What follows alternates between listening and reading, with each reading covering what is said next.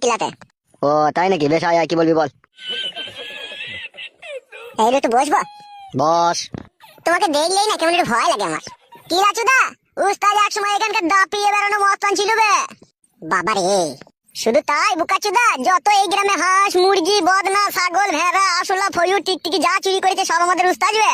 উলি বাবালো, শুধু কি তাই বড়া, কত জায়গায় ছাগল ভেড়া চুরি করতে গিয়ে ধরা পড়ে মারও খেয়েছিল। উলু বাবালো, শুধু কি তাই বড়া, কিছুদিন আগে একটা গাভিন ছাগলের উপরে উস্তাদ চড়া মারতে গিয়ে সেখানেও কেলানি খেয়েছে। উড়ি মারে, কি কাজ করেছে। শুধু কি তাই বড়া, উস্তাদের কাছে কোন একটা গাভিন ভেড়ারও সন্ধান আছে, ওটাকেও ফাঁক পেলে ভরে দেবে।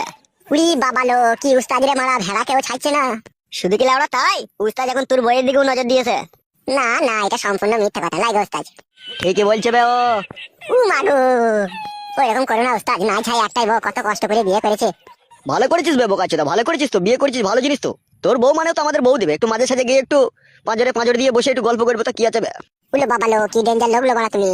শুধু কি লাউড়া তাই, তোর বউকে জামদানি শাড়ি কিনে দেবার সিদ্ধান্ত নিয়েছে উস্তাদ। না না, এটা মিথ্যা কথা। ঠিকই বলছে বে। মাগো, তা হবে, শাড়িটাকে আমি নিজে কিনে তোর বউকে দিয়ে আসবো, না তোর হাতে কিনে দেবো, তুই দিয়ে দিবি?